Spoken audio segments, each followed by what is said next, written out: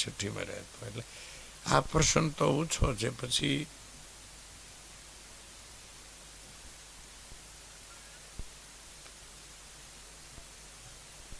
એ 3.5 માત્રા ઓમની છે, અકાર ઉકાર ને મકાર.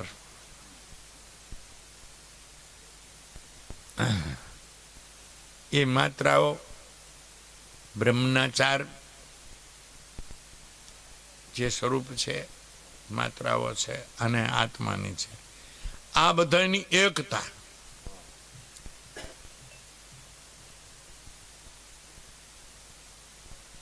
ધરન ગગના હા બિના મૂલ હુઆ વૃક્ષ હે જીના કે ધૂપ ન છાય પાત પાત અમીરસ જરે પીએ જીહાને પતાય ઈ અમૃસ.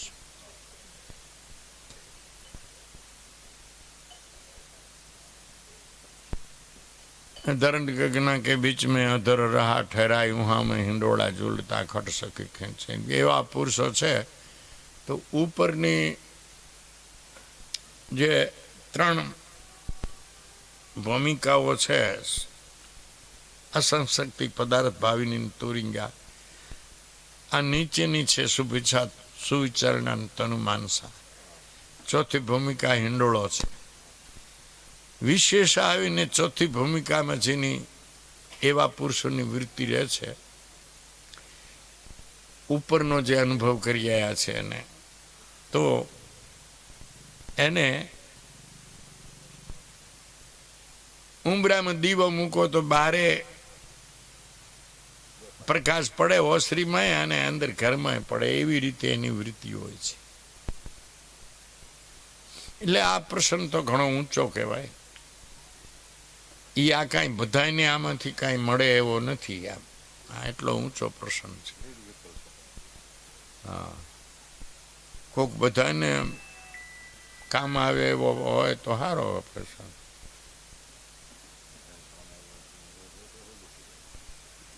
હે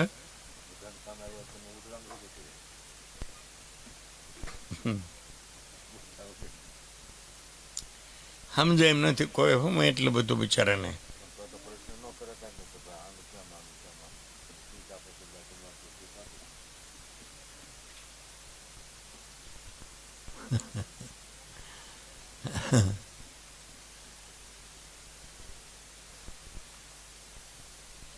ત્યારે જ આપણને ખબર પડે ને કે આ ભીખ માગીને ખાતું છે, અહીંયા કને કાંઈ છે નહીં. ત્યારે જ અમને ખબર પડી જાય ને.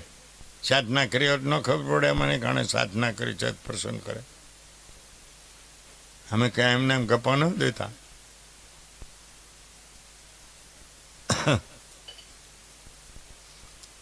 મને વિદ્વાન આમાં બહારો દીવી ગયા સુધી પ્રશ્નો ન ખૂટવા ગયું. પૂછવા વાળાને શું વાંધો છે? હા, હા, પૂછી જ લેવાનું. એટલે આમ વાત છે. હું કહીને બોલાવતા, હે દેવી, હે પ્રિય, હે પ્રાણેશ્વરી, હે જગતજનની. તમે શું કહીને બોલાવો બધા? હા, શું નડે? એટલે આપણે બાપે કર્યું એમ કરી એમ શું વાંધો આપણને?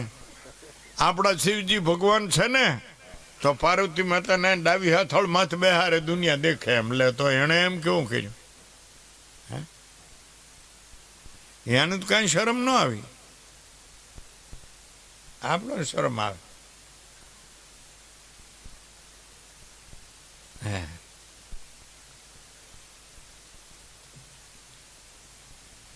પતિ પત્ની જો આ જીવન સુધારવું હોય તો પતિ છે તો પત્નીને દેવી રૂપ માને, દેવી ભાવ રાખે. પત્ની છે તો પતિમાં ઈશ્વર ભાવ રાખે. આ આપણા ઋષિ મુનિઓનો સિદ્ધાંત છે.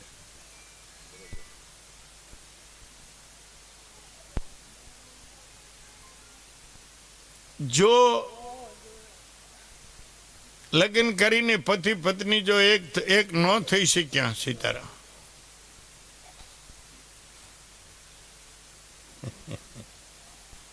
ભલે હવે તો હું થાકી ગયો ત્યારે તમે આયા બધા. પીડા વગરના માણસો હોય બધા. એમ હરાડા ઢોર જેવા ક્યાંક હાલતા કોકના ખેતરો આવે 2 મોં ભરી લેવાના હોય. પીડા હોય તો ટાઈમે પહોંચવું જોઈએ સત્સંગમાં.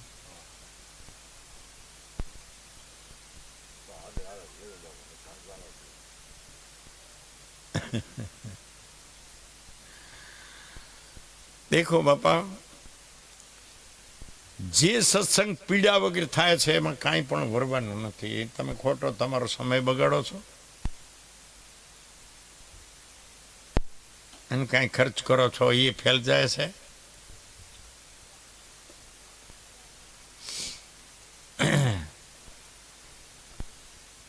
સત્સંગ સારી રીતે કરો છે એની જરૂર નથી. સત્સંગ જેવું કોઈ મોટું સાધન નથી. આપણી ભાગવતની કથા, પરીક્ષિતજીએ 7 દીમાં પરમાત્માને પ્રાપ્ત કરી લીધી. ને અહીંયા એક બીજી કથા આવે ખટોંગ રાજાની. એણે 6 ઘડીમાં મોક્ષ મેળવી લીધો.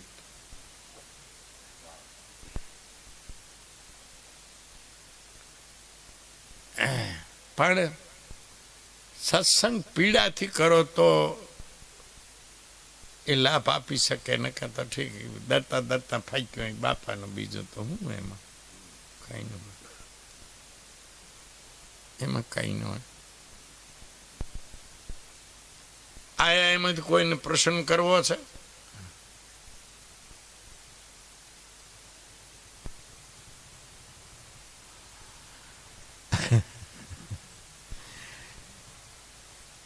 દેખો, પ્રસન્ન કોને ન થાય ને કોને પ્રસન્ન થાય. સાધના કરતો એને પ્રસન્ન છે ઠેઠ સુધી, ઠેઠ નિર્વિકલ્પ સમાધિ સુધી પ્રશ્નો થાય છે. અને સાધના કરતો નથી ને કરવી એ નથી, એને આખી જિંદગી બેઠો એને પ્રસન્ન જ ન થાય. એ તો અહીંયા આ સત્સંગમાં આવે એટલે કે અમે ગયા હતા સત્સંગ કરવા, બસ. એમ સત્સંગ નથી થતો. સત્સંગનો અર્થ થાય છે ખોટો છે એને કાઢી નાખવું અને જે સત્ય પરમાત્મા છે એને સમજવા. ટૂંકો અર્થ આ થાય એનો. એ સત્સંગ. સત્યની પ્રાપ્તિ કરવી ને ખોટું છે એને કાઢી નાખવું, અથવા તો એમાંથી મોહ ઉઠાડી લેવો, એને સત્સંગ. જ્યાં જાઓ અહીંયા ક્યાંય પ્રસંગ નથી થતો તો શું? તમે બોલો એ બરાબર કહેશે, તમે બોલો એ બરાબર. એટલે ભાઈ તારે ક્યાં પીડા હશે, દુઃખ તું ક્યાં હશે, તારે રોગ ક્યાં હશે ને હું ક્યાંક સોંપડી દઈશ એ નહીં. તું કે કાંઈ મને રોગ છે તો અહીંયા સોંપડો. હા, દાન કરાવો. હું પ્રસન્ન કર, ભક્તિઓ છે કર, કર્મ વિશે કર, જ્ઞાન વિશે કર. પ્રશ્ન કર તો ખબર પડે જવાબ મળે છે કે નહીં. પણ કાંઈ કરવું નથી ભાઈ ને.